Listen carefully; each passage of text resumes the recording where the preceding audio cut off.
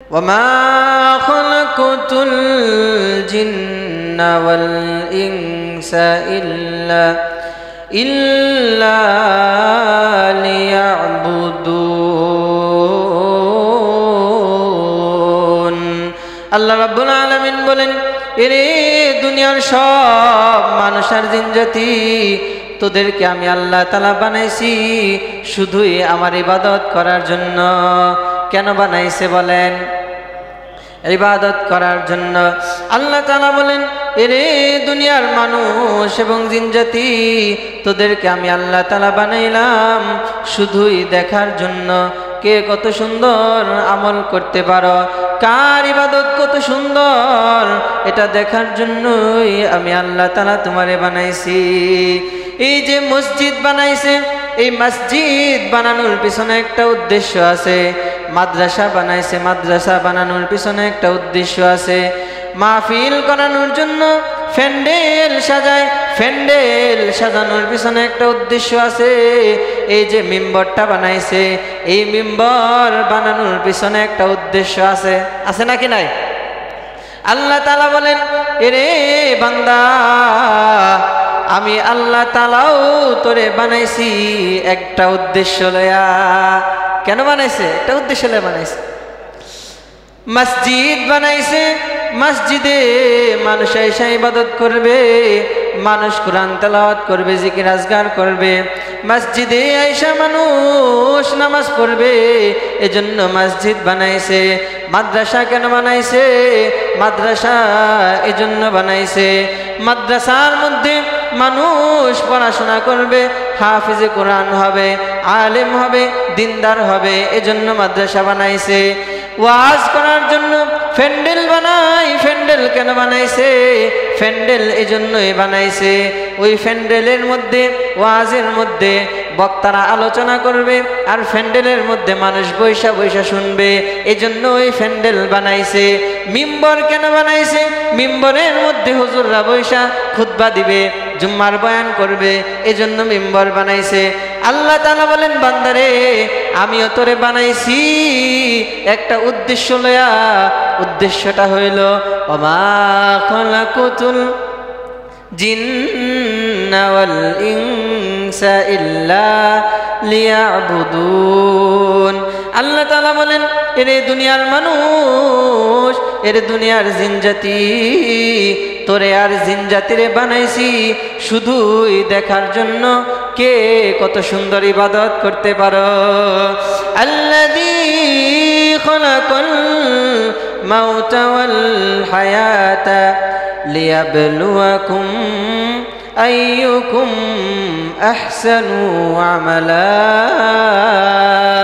আল্লাহ তাআলা বলেন, বান্দারে তোরে আমি বানাইছি শুধুই দেখার জন্য কে কার থেকে বেশি সুন্দর ইবাদত করতে পারো, এজন্য তোরে বানাইছি। সুবহানাল্লাহ। নবীর চরণেতে সারা জীবন আমি থাকব, নবীর চরণেতে সারা জীবন আমি থাকব। ভালোবেসে নবীজিকে, ভালোবেসে নবীজিকে হৃদয় মাঝে ভরে রাখব। ও নবীর চরণেতে সারা জীবন আমি থাকব। সবাই একটু বলেন না, নবীর চরণেতে সারা জীবন আমি থাকব। মিষ্ট তিক্ত ঝাল মশলা, দুধ মধু আর চিনি, মাছ গোস্ত ফলমূল যে কতই দিলেন তিনি। তিনি কে? মিষ্ট তিক্ত ঝাল মশলা, দুধ মধু আর চিনি, মাছ গোস্ত ফলমূল যে কতই দিলেন তিনি। উদ্দেশ্য কেবল করব মোরা বন্দিগি মাওলার, উদ্দেশ্য কেবল করব মোরা বন্দিগি মাওলার, প্রশংসা করি আমি আল্লাহ তাআলার, প্রশংসা করি আমি আল্লাহ তাআলার। প্রশংসা করব কার? প্রশংসা করব কার? আল্লাহর। প্রশংসা করব একজনের, আল্লাহর প্রশংসা করব। কেউ যেটা দেখে না, দেখে আমার আল্লাহ। কেউ যেটা শুনে না, শুনে আমার আল্লাহ। কেউ যেটা দিতে পারে না, একজনে দেয়, তিনি হলো আল্লাহ। যিনি আমারে সব দেয়, আমার চাওয়া ছাড়া আমারে অনেক কিছু দিয়া দেয়, তার প্রশংসা করব না তো কার প্রশংসা করব? সবাই আবার চিল্লায়া পড়েন না আলহামদুলিল্লাহ। প্রশংসা কার? আল্লাহর। সমস্ত প্রশংসার মালিক একজন, তিনি কে? আল্লাহ। আল্লাহ তাআলা চাওয়া ছাড়া আমারে ইমানদার বানাইছে, চাওয়া ছাড়া মুমিন বানাইছে। আল্লাহ চাইলে তো বেঈমানের ঘরেও জন্ম দিতে পারতো না? চাইলে আল্লাহ তাআলা বেঈমানের ঘরেও জন্ম দিতে পারতো, কিন্তু না, বেঈমানের ঘরে জন্ম দেয় নাই, মুসলমানের ঘরে আল্লাহ তাআলা আমার আর তোমার জন্ম দিছে। আমরা কি আল্লাহর কাছে কইছি হওয়ার আগে, জন্মগ্রহণ করার আগে কি আল্লাহর কাছে কইছি আল্লাহ আমার ইমানদারের ঘরে দিও? বলছি না। বলা ছাড়া আল্লাহ তাআলা আমার ইমানদার বানাইছে। চাওয়া ছাড়া আল্লাহ তাআলা মুহাম্মাদুর রাসূলুল্লাহ সাল্লাল্লাহু আলাইহি সাল্লামের উম্মত বানাইছে। কুরআনুল কারীম আমার কিতাব বানাইছে। এজন্য চাওয়া ছাড়া আল্লাহ তাআলা অনেক কিছু দিছে। এজন্য শুকর আদায় করব কার? প্রশংসা করি আমি আল্লাহ তাআলার, প্রশংসা করি আমি আল্লাহ তাআলার। সবাই আবার দিল থেকে বলেন আলহামদুলিল্লাহ। সম্মানিত মুসল্লিয়ানি কেরাম, আপনাদের সামনে খুতবার মধ্যে আমি যে আয়াতে কারিমা তিলাওয়াত করেছি, ওই আয়াতে কারিমার আলোকে 2-4টা কথা বলবো ইনশাআল্লাহ, আল্লাহ তাআলা যদি তৌফিক দান করেন। আল্লাহ তাআলা বলেন, ওয়ামা খালাকুতুল জিন্না ওয়াল ইনসা ইল্লা লিয়াবুদুন। আল্লাহ রাব্বুল আলামিন বলেন, এরে দুনিয়ার সব মানুষ আর জিন জাতি, তোদেরকে আমি আল্লাহ তাআলা বানাইছি শুধুই আমার ইবাদত করার জন্য। কেন বানাইছে বলেন? ইবাদত করার জন্য। আল্লাহ তাআলা বলেন, এরে দুনিয়ার মানুষ এবং জিন জাতি, তোদেরকে আমি আল্লাহ তাআলা বানাইলাম শুধুই দেখার জন্য কে কত সুন্দর আমল করতে পারো, কার ইবাদত কত সুন্দর, এটা দেখার জন্যই আমি আল্লাহ তাআলা তোমারে বানাইছি।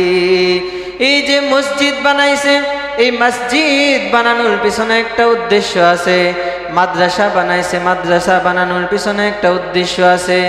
মাহফিল করানোর জন্য ফ্যান্ডেল সাজায়, ফ্যান্ডেল সাজানোর পিছনে একটা উদ্দেশ্য আছে। এই যে মিম্বরটা বানাইছে, এই মিম্বর বানানোর পিছনে একটা উদ্দেশ্য আছে।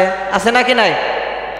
আল্লাহ তাআলা বলেন, এরে বান্দা, আমি আল্লাহ তাআলাও তোরে বানাইছি একটা উদ্দেশ্য লয়া। কেন বানাইছে? একটা উদ্দেশ্য লয়া বানাইছে। মসজিদ বানাইছে, মসজিদে মানুষ এসে ইবাদত করবে, মানুষ কোরআন তেলাওয়াত করবে, জিকির আজকার করবে। মসজিদে আইসা মানুষ নামাজ পড়বে, এজন্য মসজিদ বানাইছে। মাদ্রাসা কেন বানাইছে? মাদ্রাসা এজন্য বানাইছে, মাদ্রাসার মধ্যে মানুষ পড়াশোনা করবে, হাফিজে কোরআন হবে, আলেম হবে, দিনদার হবে, এজন্য মাদ্রাসা বানাইছে। ওয়াজ করার জন্য ফ্যান্ডেল বানাই। ফ্যান্ডেল কেন বানাইছে? ফ্যান্ডেল এজন্যই বানাইছে, ওই ফ্যান্ডেলের মধ্যে, ওয়াজের মধ্যে বক্তারা আলোচনা করবে, আর ফ্যান্ডেলের মধ্যে মানুষ বৈশা বৈশা শুনবে, এজন্য ওই ফ্যান্ডেল বানাইছে। মিম্বর কেন বানাইছে? মিম্বরের মধ্যে হুজুররা বৈশা খুতবা দিবে, জুম্মার বয়ান করবে, এজন্য মিম্বর বানাইছে।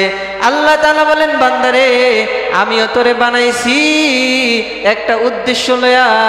উদ্দেশ্যটা হইল, ওমা খালাকুতুল জিন্না ওয়াল ইনসা ইল্লা লিয়াবুদুন। আল্লাহ তাআলা বলেন, এরে দুনিয়ার মানুষ, এরে দুনিয়ার জিনজাতি, তোরে আর জিনজাতিরে বানাইছি শুধুই দেখার জন্য কে কত সুন্দর ইবাদত করতে পারো। আল্লাযী খালাকাল মাউতা ওয়াল হায়াতা লিয়াবলুয়াকুম আইয়ুকুম আহসানু আমালা। আল্লাহ তাআলা বলেন, বান্দারে তোরে আমি বানাইছি শুধুই দেখার জন্য কে কার থেকে বেশি সুন্দর ইবাদত করতে পারোস, এজন্য তোরে বানাইছি। সুবহানাল্লাহ। কেন বানাইছে বলেন? কে কার থেকে বেশি ইবাদত করতে পারে এজন্য। এখন বুঝে আসে না, বুঝে আসবে ওই দিন, যেই দিন দরওয়াজার সামনে মালাকুল মউত এসে হাজির হবে। মালাকুল মউত যেদিন দরজার সামনে এসে হাজির হবে, মালাকুল মউত যেদিন রূহ দইরা টান দিবে, রূহ দইরা যেদিন মালাকুল মউত টান দিবে, ওই মালাকুল মউতের হাত থেকে দুনিয়ার কোনো বাদশা বাঁচতে পারবে না, দুনিয়ার কোনো এমপি, দুনিয়ার কোনো মন্ত্রী, দুনিয়ার কোনো কোটিপতি, দুনিয়ার কোনো শিল্পপতি, দুনিয়ার কোনো ধন সম্পদওয়ালা, দুনিয়ার কোনো ভিক্ষুক, কোনো মানুষ মালাকুল মউতের হাত থেকে বাঁচতে পারবে না। পারবে? পারবে না। আমরা দেখবেন আসমানে গুড্ডি ওড়াই, গুড্ডি ওড়াই না? গুড্ডি যখন ওরা, গুড্ডির সুতাটা থাকে নিচে মালিকের হাতে, তো গুড্ডি আসমানে উঠতেছে আর মনে মনে ভাবতেছে, গুড্ডি মনে করতেছে আমি বেড়া, যেদিকে মনে চাই সেদিকে যাইতাছে। কি বলেন? ঠিক না? গুড্ডি আসমানে যেদিকে মন চায় সেদিকে যাইতাছে, কিন্তু দিন শেষে যখন মালিক গুড্ডির দড়িটা ধরে টান দেয়, তখন গুড্ডির বেড়াগিরি কার হাতে থাকে? মালিকের হাতে থাকে না গুড্ডির হাতে থাকে? কোন? মালিকের হাতে থাকে গুড্ডির বেড়াগিরি। দিন শেষে যখন মালিক সুতা ধরে টান দেয়, তখন গুড্ডির বেড়াগিরি এনই শেষ। কি বলেন? মালিক যখন দিন শেষে গুড্ডিটা ধরে টান দেয়, সুতা ধরে টান দেয়, তখন গুড্ডির বেড়াগিরি এখানেই শেষ। তার মানে বোঝা গেল গুড্ডির বেড়াগিরি ততক্ষণই যতক্ষণ মালিক চাইব, মালিক না চাইলে আর গুড্ডির বেড়াগিরি নাই। ঠিক তেমনি ভাবে আমার আর তোমার হায়াতের দড়িটা, হায়াতের তারটা লাগাইলাছে আল্লাহর কাছে। আল্লাহ তাআলা যেদিন চাবে হায়াতের দড়ি ধরে টান দিবে, ওই দিন আমার আর তোমার দুনিয়া ছাইরা চলে যেতে হবে। ঠিক কি না? আল্লাহ তাআলা বলেন, দুনিয়ার মানুষ এবং জিন জাতি, দুনিয়ার সমস্ত প্রাণী, তোদেরকে আমি আল্লাহ তাআলা হায়াত দিয়া পাঠাইছি। যেই দিন আমি হায়াতের তারটা ধরে টান দিব, ওই দিন কিন্তু সব ছাইরা আমি আল্লাহর সাথে মোলাকাত করতে হবে। হবে কি হবে না? কথা বলেন রে, হবে কি হবে না? আল্লাহর সামনে দাঁড়াইতে হবে, সব ছাড়া চলে যেতে হবে। মালাকুল মউত যেদিন দরওয়াজার সামনে এসে হাজির হবে, মালাকুল মউত যেদিন আমার রূহটা ধরে টান দিবে, ওই দিন দুনিয়ার কোনো বাদশা টিকবে না, দুনিয়ার কোনো ধন সম্পদওয়ালা টিকবে না, দুনিয়ার কোনো কোটিপতি মালাকুল মউতের কাছে টিকবে না, দুনিয়ার কোনো বাদশার বাদশা, ফকিরের ফকির, কেউই আজরাইলের সামনে টিকতে পারবে না। আজরাইল যেদিন রূহের দড়িটা ধরে টান দিবে, ওই দিন দুনিয়া চাই না আমার আর তোমারও আল্লাহর সাথে মোলাকাত করতে হবে। হবে কি হবে না? আল্লাহর সামনে দাঁড়াইতে হবে। এই জন্যই মালাকুল মউত যেদিন আসবে রে ভাই, মালাকুল মউত আয়সা তোমারে নিয়ে যাবে।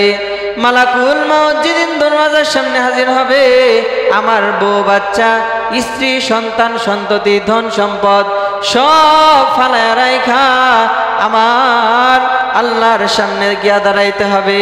ঠিক কিনা? মাটির নিচে বাড়ি আমার, মাটির নিচে বাড়ি, খাটিয়াতে চড়ে যাব এই তো আমার গাড়ি। মাটির নিচে বাড়ি আমার, মাটির নিচে বাড়ি, খাটিয়াতে চড়ে যাব এই তো আমার গাড়ি। দিন কেটে যায় হেলায় খেলায়, বুঝতে নাহি পারি, থামে না তো যায় কেটে যায় সময় নামের গাড়ি, ঠিক কিনা?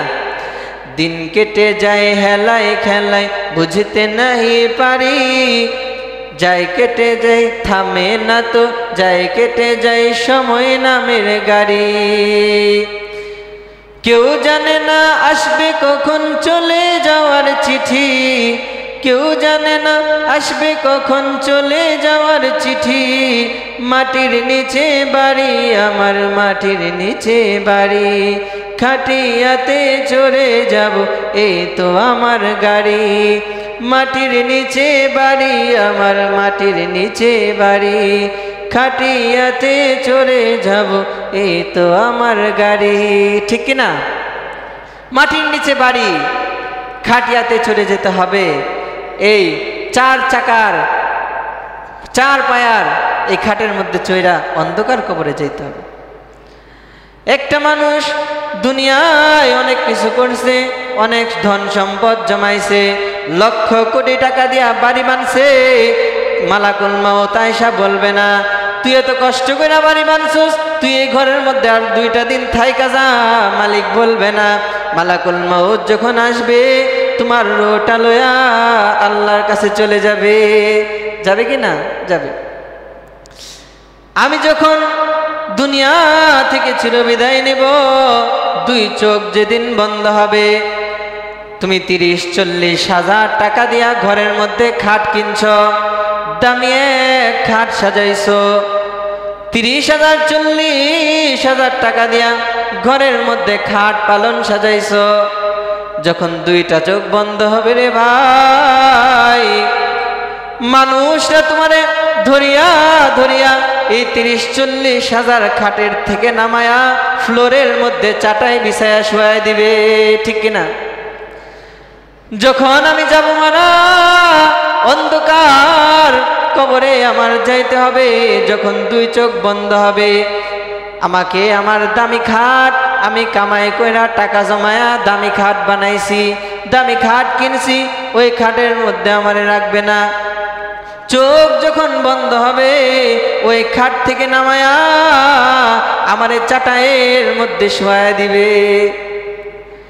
যে খাটটা কিনছেন, খাট একটা খাট বানাইলে 30,000-40 হাজার টাকা লাগে, 20,000, 30,000, 40,000 টাকা দিয়ে খাট বানাইছেন, কিন্তু 2 চোখ যখন বন্ধ হবে কেউ বলবে না যে সে কষ্ট করে কামাই করে টাকা জমায় খাট কিনছে, তারে খাটের মধ্যে শোয়া দিয়ে কেউ বলবে?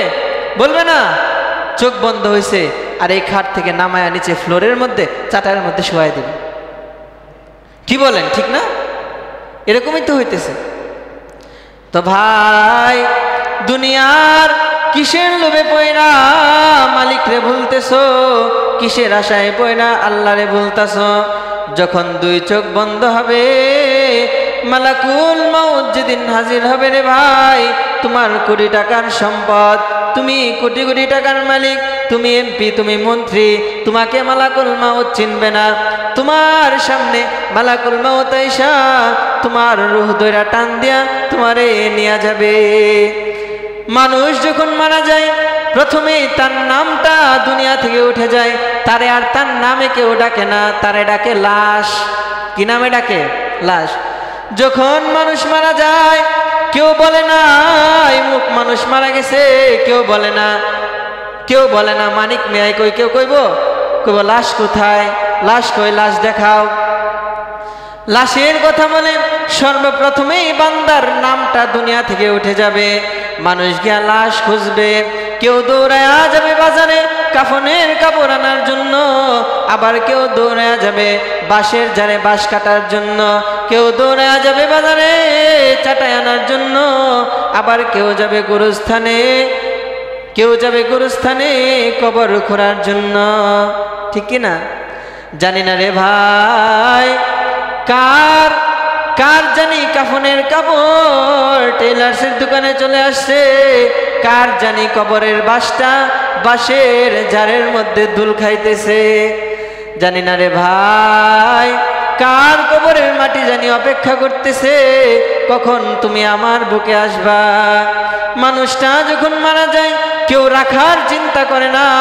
একজন দৌড়া যায়, একদল দৌড়া যায় কবর খোঁড়ার জন্য, আরেক দল দৌড়া যায় কাফনের কাপড় আনার জন্য, আরেক দল দৌড়া যায় বাঁশ কাটার জন্য। তাহলে বলেন ভাই, আমার দুনিয়ার জীবনের কি মূল্য রইল? আমারে বলেন, কোন মূল্য নাই। মানুষ মিলা, সবাই মিলে, আত্মীয় স্বজনরা মিলে পরামর্শ করবে কখন দাফন কাফন করা যায়, কয়টা সময় জানাজা দেওয়া যায়, দাফন কাফন করা যায়। মানুষগুলো পরামর্শ করিয়া আমারে এই চার পায়ার গাড়ির মধ্যে, চার পায়ার খাটের মধ্যে আমারে শোয়া অন্ধকার কবরের দিকে নিয়ে যাবে। যাবে কি যাবে না? অন্ধকার কবরের দিকে নিয়ে যাবে। জানাজার নামাজ পড়ায়া অন্ধকার কবরের পাশে নিয়ে যাবে। কবরের পাশে নিয়া কবরের মধ্যে চারজনে মিলিয়া মিলিয়া অন্ধকার কবরে মাটির নিচে আমারে নামায়া দিবে। দিবে কি দিবে না? দিবে। চারজনে মিলিয়া দোস্ত রাখবে আসল বাড়ি। চারজনে মিলিয়া দোস্ত রাখবে আসল বাড়ি। চারজনে মিলিয়া মিলিয়া আমার সন্তান আমার সন্তান খাট থেকে নামায়া অন্ধকার কবরের মধ্যে আমারে শোয়া দিবে। অন্ধকার কবরে শোয়া বাঁশ দিয়া, বেড়া দিয়া, চাটাই দিয়া, উপরে চাটাই দিয়া আমারে মাটি চাপা দিয়া আত্মীয় স্বজন সবাই চলে আসবে। 40 কদম আসার পরে ওই কবরের মধ্যে বান্দা উঠে বসে যাবে। বান্দার কবরে 2 ফেরেশতা চলে আসবে। ফেরেশতা এসে প্রশ্ন করবে, কিরে বান্দা, দুনিয়ায় কি করছস? জবাব দে। দুনিয়ায় আল্লাহর ইবাদত করছস কিনা? জবাব দে। মার রব্বুকা, তোমার রবকে। করবে কি করবে না? মার রব্বুকা, তোমার রবকে। বান্দা যদি আল্লাহর ইবাদত করছে, দুনিয়ায় আল্লাহরে সিজদা দিছে, দুনিয়ায় আল্লাহরে বান্দা মানছে, তাইলে কবরের মধ্যে বান্দা বলবে আমার রব হইল আল্লাহ। আর দুনিয়ায় আল্লাহরে মানে নাই, দুনিয়ায় সুদ খাইছে, ঘুষ খাইছে, আল্লাহরে চিনে নাই, আল্লাহরে মানে নাই। যখন ফেরেশতা বলবে মার রব্বুকা, তোমার রবকে, এই নাফরমান বলবে আমার রবকে আমি চিনি না। চিনবে না। ফেরেশতা প্রশ্ন করবে মা দীনুকা, তোমার দিন কি? তোমার দিন কি? বান্দা যদি দুনিয়ায় ইসলামের উপরে থাকে, ইসলামের আইন কানুন মাইনা চলে, তাহলে বান্দা বলবে আমার দিন হইল ইসলাম। আর যদি বান্দা দিনের হুকুম আহকাম মানে নাই, আল্লাহর নাফরমানি করছে, বান্দা বলবে আমার দিন কি আমি জানি না। ভুলাই দিবে কে? আল্লাহ ভুলাই দিবে। এবার ফেরেশতা আমাদের নবী মুহাম্মদুর রাসূলুল্লাহ সাল্লাল্লাহু আলাইহি ওয়াসাল্লামকে দেখায়া দিবে। রাসূল সাল্লাল্লাহু আলাইহি ওয়াসাল্লামকে দেখায়া বলবে এই মহামানুষটিকে। মান নবিয়ুকা, তোমার নবীকে। বান্দা ডাক দিয়ে বলবে যদি দুনিয়ায় বান্দা নবীকে চিনছে, নবীর সুন্নতকে আঁকড়া ধরছে, নবীকে ভালোবাসছে, ওই বান্দা বলবে এটা কেউ না রে, এটা হইল আমার ভালোবাসার নবী মুহাম্মাদুর রাসূলুল্লাহ সাল্লাল্লাহু আলাইহি ওয়াসাল্লাম। আর দুনিয়ায় নবীরে মানে নাই, নবী যেভাবে বলছে সেভাবে চলে নাই, নবীজির সুন্নতকে আঁকড়ে ধরে নাই, তাহলে এই হতভাগা বলবে এই মানুষটিকে আমি চিনি না। যদি দুনিয়ায় আল্লাহর হুকুম আহকামগুলি না মানে, রাসূলের তরিকায় না চলে, প্রশ্নের উত্তর দিতে পারবে না, তখন ফেরেশতা বলবে আল্লাহ আপনার এই বান্দা মিথ্যা বলছে। এবার আল্লাহ তাআলা ডাক দিয়ে বলবে এই বান্দার কবরে জাহান্নাম থেকে সরাসরি লাইন করে দাও, জাহান্নামের একটা দরওয়াজা এই বান্দার কবরে খুইলা দাও, বান্দার কবরে সাপ বিচ্ছু ঢুকায়া দাও, বান্দার কবরে জাহান্নামের আযাব দিয়া ভরপুর করে দাও। আর যদি বান্দা সঠিক উত্তর দিতে পারে, বান্দা যদি বলে আমার রব আল্লাহ, আমার দিন ইসলাম, আমার নবী মুহাম্মাদুর রাসূলুল্লাহ সাল্লাল্লাহু আলাইহি ওয়াসাল্লাম, যদি বান্দা সঠিক উত্তর দেয় আল্লাহ তাআলা বলবে ফেরেশতারা রে আমার বান্দার কবরে জান্নাতের বিছানা বিছায়া দে। সুবহানাল্লাহ। জান্নাতের বিছানা বিছায়া দিবে।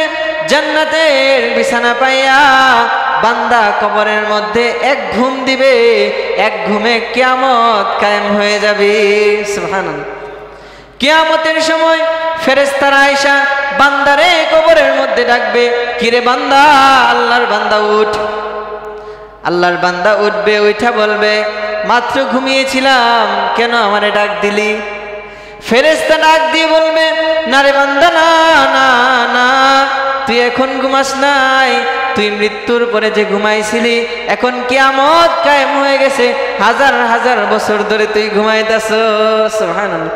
এখন ঘুমানোর সময় না, এখন চল রে চল, এখন হাশরের ময়দানে আল্লাহর সামনে দাঁড়াইতে হবে। কবর থেকে উঠা আল্লাহর সামনে দাঁড়াইতে হবে রে বান্দা, উঠ, এবার কবরের হাশরের ময়দানের দিকে যা। সমস্ত কবরবাসী হাশরের ময়দানের মধ্যে গিয়ে জমা হবে। হাশরের ময়দানে জমা হবে। সূর্যটা মাথার অর্ধ হাত উপরে চলে আসবে। কতটুকু উপরে চলে আসবে? অর্ধ হাত। অল্প সময়ের ভিতরে সংক্ষিপ্তভাবে হাশর ময়দানের ভয়াবহতা বলে শেষ করে দিব। হাশরের ময়দানে মাথার অর্ধ হাত উপরে সূর্য চলে আসবে, অর্ধ হাত উপরে চলে আসবে। মাথার মগজগুলো গলে গলে ভাতের মারের মতো গইল্লা ভাতের মারের মতো টকবক টকবক করতে থাকবে। মাথার মগজ ভাতের মারের মতো টকবক টকবক করিয়া নাকে কানে দিয়া বাইর হইয়া যাবে। এমন কঠিন দিনে, কঠিন বিচারের দিনে সমস্ত নবী ইয়া নাফসি নাফসি করবে। সমস্ত নবীগণ বলবে ইয়া নাফসি ইয়া নাফসি। সমস্ত মানুষ বলবে ইয়া নাফসি ইয়া নাফসি। আল্লাহ আমারে বাঁচাও, আল্লাহ আমারে বাঁচাও। কি বলবে? আল্লাহ আমারে বাঁচাও, আল্লাহ আমারে বাঁচাও। সমস্ত নবীগণ ইয়া নাফসি নাফসি করবে, আল্লাহ বাঁচাও বাঁচাও বলে সমস্ত মানুষ কান্না করতে থাকবে। কান্না করতে করতে মানুষের চোখের পানি শেষ হইয়া চোখ দিয়া রক্ত গড়গড় করে পড়বে। বান্দা আফসোস করতে করতে বান্দার হাতের আঙ্গুল কামড়ায়া সিরা, হাত পর্যন্ত কামড়ায়া সিরা ফেলবে। এরপরও বান্দার আফসোস শেষ হবে না, আর বলবে ইয়া নাফসি ইয়া নাফসি ইয়া নাফসি। আল্লাহ গো আমারে বাঁচাও, আমারে বাঁচাও। সমস্ত নবীগণ নাফসি নাফসি করবে, কিন্তু একজন নবী আছে যে নবী নাকি সিজদার মধ্যে পইরা বলতে থাকবে ইয়া উম্মতি ইয়া উম্মতি। সুবহানাল্লাহ, আল্লাহু আকবার।